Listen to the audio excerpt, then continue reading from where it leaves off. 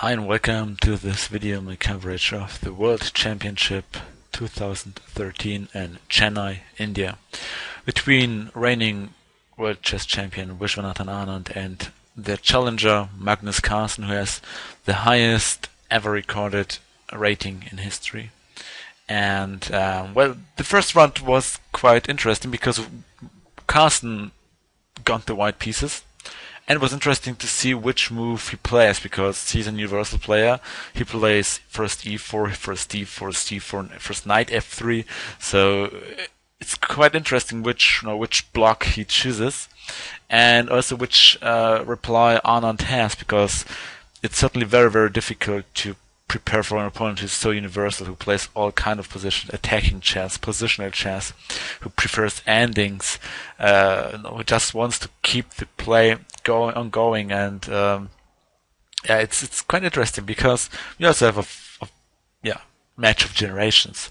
Certainly Anand isn't the youngest anymore, and Carlsen has probably more energy resources.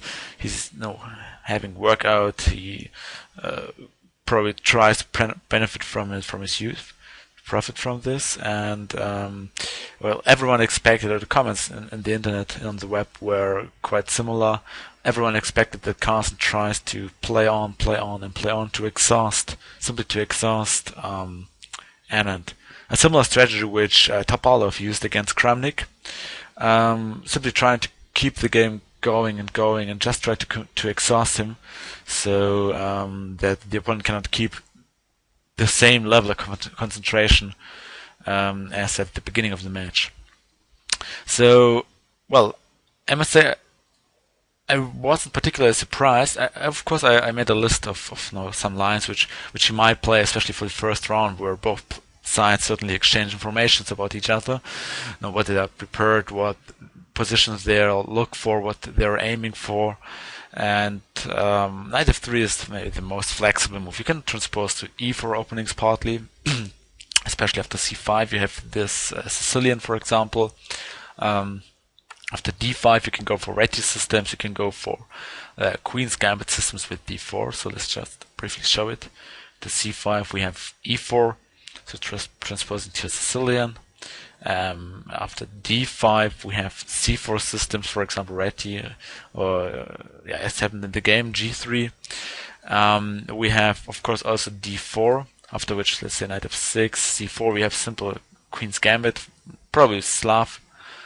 We have also, after c5, we can also play simply an English opening.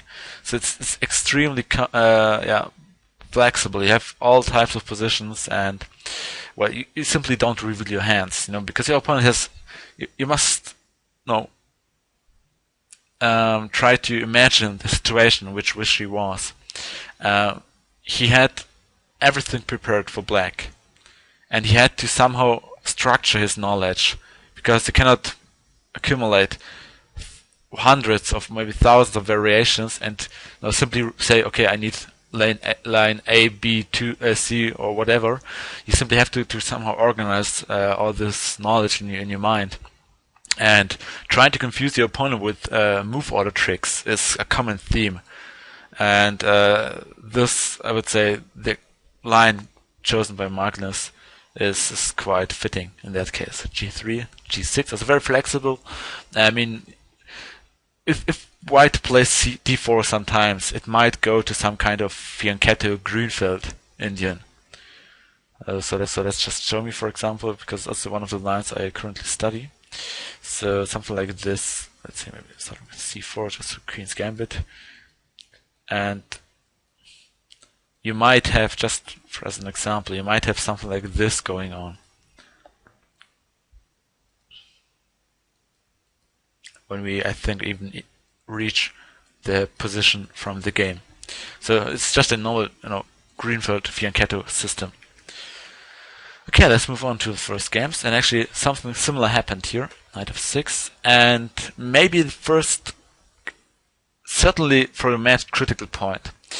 If Magnus plays in typical Queen's Gambit style with c4, which is probably the most challenging one, black is ideally placed to capture this pawn, and thanks to his typical Slav setup here with c6 and d5, he can push b5 and support this pawn, which means he can try to hold on this pawn and in a certain way sharpen the game a lot. So I expected Magnus to play b3, which actually happened in the game, simply to prepare c4, so that if he takes, the pawn is not lost. Castle, bishop b2, bishop f5, because, okay, those two pieces here share usually the same developing square. Both pieces have to move somehow to this square in order to get properly developed. Of course, knight e6 is also possible, but knight b7 is more normal, standard way to play. So playing bishop f5 is more normal. I expect maybe something like after bishop g4 or knight e5 might have happened, and then I don't know, maybe some c4, e3, and knight c3 or knight b, d2, and maybe even knight f3 later on. Therefore, bishop f5. Okay, first developing the bishop, and then searching for knight bd7. c4 has happened, knight bd7 happened as well, knight c3. Of course, certainly, if you know Carlsen, who likes to play on, c takes d5 wouldn't have been an option, I guess, because it's just symmetrical and it's maybe more drawish than anything else. But knight c3, okay, just developing the piece, finishing development, and looking forward for a middle game. And actually, it's this very moment where, I think black slightly took over the initiative after takes, and knight b6, which certainly reaches the middle game. And okay, the point is simply attacking this pawn, so we have to defend it. And I guess after something like queen b3, maybe bishop e6 might be a bit pleasant, with several ideas. First of all, attacking this pawn, obviously, and there are two ways to protect it, knight e5 and knight e7, but the drawback of this is that both moves hang the pawn on d4. And playing for something like d5, with the ideas of taking and taking, shouldn't be too good, because after d4, the bishop discovers against the queen, and if she goes, the problem is that those two pieces are badly placed, so even if he takes, Magnus would have taken, takes, first of all attacking the rook, and if the queen takes, you might even follow up with something like knight d5, skewing the queen, and the game would have been over immediately. So this is a bit unpleasant idea. And again, I mean, if knight d2 now to protect c4, queen takes d4 might come. Also quite maybe annoying. I mean, and otherwise, okay, I mean, you have to protect the pawn, so c5 is probably the most natural way to do so. But the drawback is that it weakens this very pawn, square. White certainly gets some compensation. I mean, black also has a weakness here on b7, but this powerful bishop does a very good job in controlling the b1 square, where the rook would like to appear in order to pressure b7. So I would say at this point,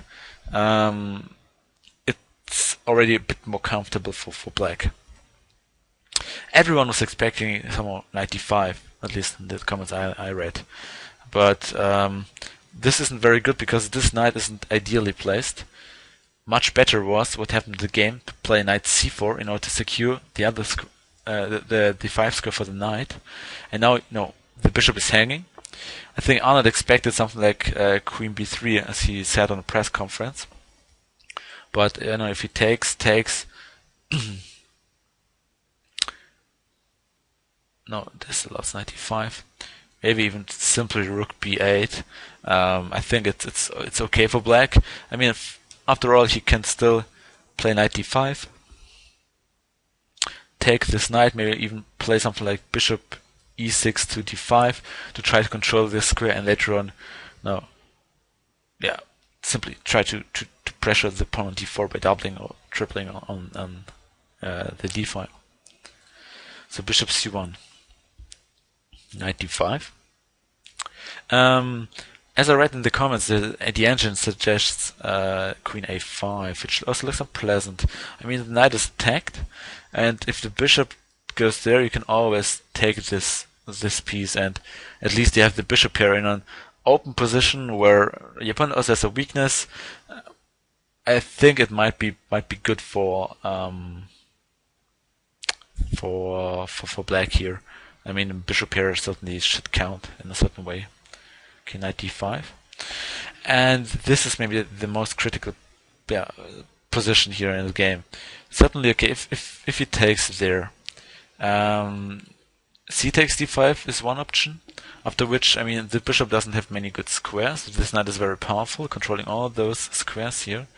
And also, this pawn is a bit weak. Especially, if black maybe later on plays something like this pawn might be a permanent weakness. But that's not the only option. After knight takes d5, you can also play queen takes d5, which, certainly looks most not natural, because you keep a grip on the d5 square and still can pressure this pawn. And many players consider something like knight e5 to be unpleasant. But after queen e6, which is the only move, you have a problem. I mean, first of all, this guy is hanging. So if he takes, black might be toying with ideas such as bishop e6 again and bishop d5 to try to establish a firm control over the d5 square. Would have looked very, very unpleasant to my eye. Especially, you also have tempi because this pawn is hanging, and you cannot even move this pawn out because the bishop here also pins this pawn. So it's quite of complex, and I would say maybe a bit more unpleasant for white here, definitely. And otherwise, it's not clear how to exploit this. I mean, the queen is pretty good there. Yeah, I mean, e3 probably has to come. The queen might reroute and be replaced by the bishop here on d5. And yeah, looks better for black here, definitely. Okay, what else? If not taking, then okay, you have to protect the knight somehow. And I thought about queen e1, which might not be the best. The best might have been a game continuation, which actually just went for a repetition of moves. But queen e1, if you want to keep the game ongoing, might have been an idea. It might transpose to a line which might have happened in the game, which might have happened in the game, which is something like this: if black takes on c3 and the queen takes. But after queen b3, black has the option of forcing a repetition, because the queen always has to protect the knight. She cannot go to those 3 squares. She can only go to those 2 squares. Okay, cannot go to b4 also because the knight is there. So she only has 2 squares to protect the knight. If queen a3, or let's say if queen b2, knight c4 comes, and white cannot grab the pawn because the knight is still hanging. And so only move is queen b3 again, because now a3 is controlled. And once again knight a5, and okay, queen b2 again, back and forward. So queen a3, which happened in the game. Knight c4, queen b3, knight a4, queen a3, knight c4 again, and the game was agreed drawn. Some wondered whether it might have been an idea to play something like this: knight takes c3 takes. Now simply, I mean, it keeps the game going, but I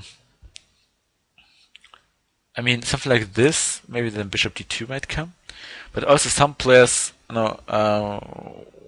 were curious, because something like queen takes c4 might have allowed something like this also, and winning back the queen due to this check, which is also a nice little tactic in the position. I thought maybe something like queen takes c4, because you simply cover this square, e2, and attack the knight. But I think there was something very concrete. Maybe even, just maybe again bishop d4, but queen takes, sorry, here we go, queen takes c3, that's the other line. But here, something like bishop e6 might be a bit unpleasant. I mean, knight f5 might still come, but yeah, something like this followed by e5 might be a bit yeah, unpleasant even for white. I'm not completely sure. I mean, I didn't analyze this with an engine or something like this. It just looks kind of normal to fight for the d5 square. So after knight c4, queen takes c3, queen takes c3, attacking the knight. And well, I mean, if queen d5 now, I mean, I think now simply something like, yeah, maybe a discovered attack on e5 or d5, probably here, simply to block the bishop here, because after knight d2 you could go for maybe this sacrifice, and after all this rook is also hanging. So maybe knight e5 here, and the queen is attacked, she has to go, and now I simply pick up this piece here, yeah. And okay, even if he takes there, we first capture the queen, which is worth more. After bishop takes, pawn takes, what would be a piece up. Yeah, so kind of a quick draw here after just 16 moves. So well, I mean, Magnus' strategy was probably quite clear, but maybe he underestimated black's chances in its positions. And as he said, he had to pull the emergency break before getting in a lost position or even much worse position. Yeah. So, well, the next game is tomorrow, and I will of course also make a video clip on this, a coverage, and I hope to to see some exciting games. I mean, certainly if Magnus will try to keep the game going. So I expect something like the Lopez against e4, maybe the Breyer variation, which needs a kind of close position with long-term character, and maybe the Nimtze Indian, which also is a bit more complex, maybe more full of life, and yeah, let's see what he has prepared. Thanks for watching.